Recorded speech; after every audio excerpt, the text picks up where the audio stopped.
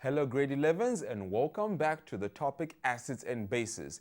In today's lesson, we will see how to determine whether a substance is an acid or a base using a chemical indicator.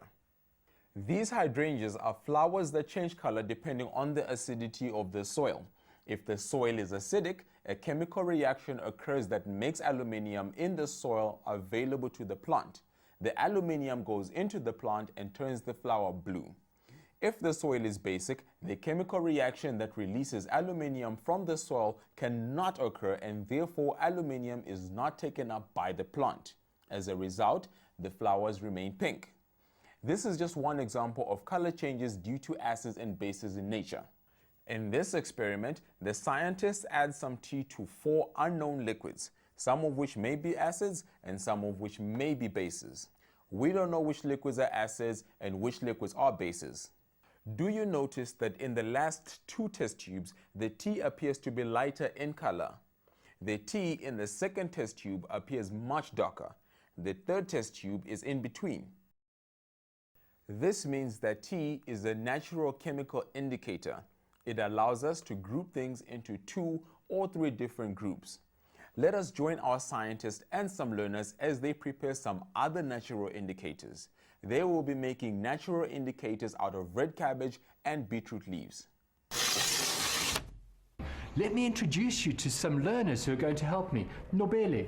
Hello, Hi. John. Pleased to meet you. You too. And Geke. Hi, John. Hi. Nice to meet you too. We've got some colored vegetable matter here. We're going to chop it up into really fine bits. Can I ask you to do that? And then put it into these beakers and pour water over it. I'm just going to go and get some other beakers as well. Yeah, sure. Okay, thank you. All right. Okay.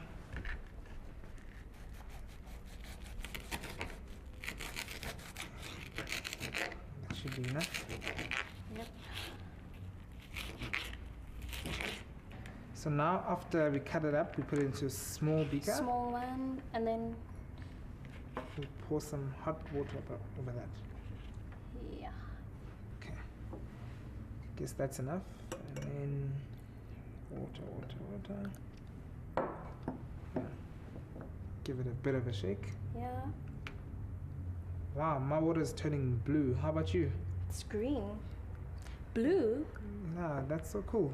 It's weird because the cabbage is actually purple. Yeah. Well, that's There you science go. for you. How are you doing there? Just finished. Quite well. That's great, Yeah. and it looks like those solutions are going different colors. Yeah. Now we've got some test tubes here, and we're going to pour some of that solution into these tubes. Try not to get any of the leaves in, but if it goes in, it's fine. Is that enough? No, that's fine, that's plenty. Oh. So you got some leaves in there. Now we want to use this indicator, or this solution, to see if it is an indicator by testing our mystery samples from earlier in the lesson. So now I should take the first mystery solution and pour it into the first test tube over here. Right, let's see if it's changing color. Oh, it went slightly red, pink. There you go. And then do the same with the second solution. And pour it right there. Okay, it stayed slightly blue. Do the same with mystery solution number 3. Wow, it went green. And lastly, solution number 4 into the 4th test tube. And it also goes pinky red. Hey, Yeah. look at that. That's So cool. amazing. Now let's look at Nobele's test tubes. Won't you do the same thing there? And put a bit in there. It's gone a little lighter. Yeah. It's like water. And I'll put this one in there. It's gone a bit yellow. Yeah. And test tube number 3. Looks like the first one. Yeah, it does. And test tube number 4. There's hardly been any change over here, although there was a little bit of a change. So perhaps beetroot leaves aren't that successful. But really, red cabbage was really nice, wasn't it? Yes, it was. But do you notice the pattern is almost the same? The middle two are similar. and the outer two are similar, and that corresponds to the ones that we saw on the T. So we found that natural indicators can tell us the difference between substances that may be acidic or basic. You have seen that it's possible to make your own acid-base indicators from household substances, and we know that we can also use indicators such as litmus paper. But Diasha has some more ideas for us about indicators. Now, there must be a better way to indicate how basic or acidic solutions are. We will need a better indicator to show us this difference. When we used our natural indicators, you notice that not all indicators have the same colors in acidic and basic solutions.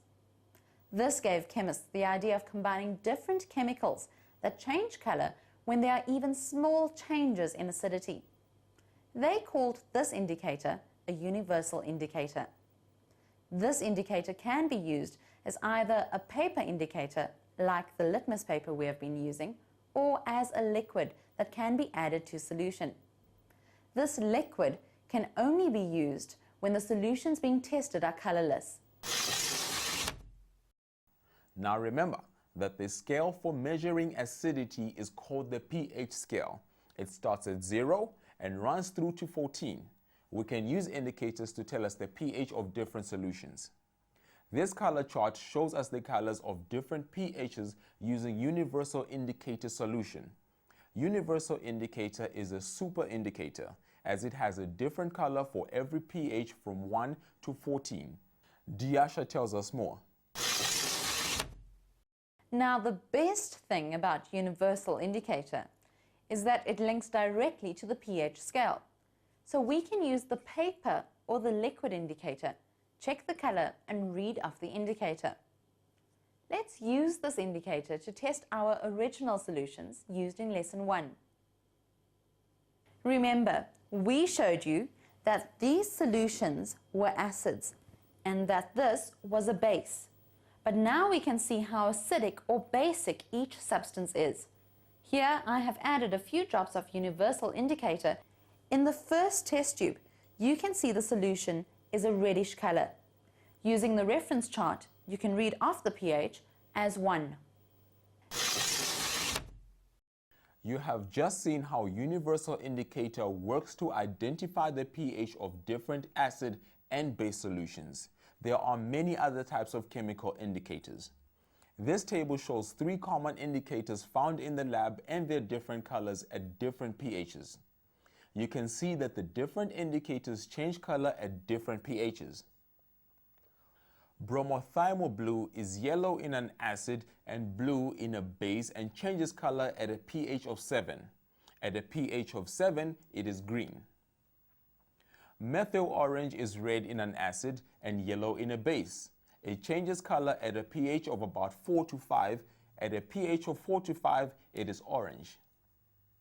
Phenolphthalein is colorless in an acid and pink in a base. It changes color at a pH of about 9.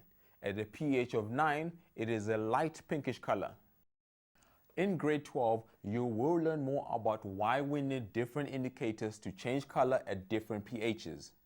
From this lesson, I am sure that you can see that there are not just 3 categories: acids, bases, and neutral. There are a whole range of different acidity levels, and these can be identified by comparing the color of the indicator in the solution to the color on a pH chart. Join me next time when we investigate the reactions between acids and bases. Until then, goodbye.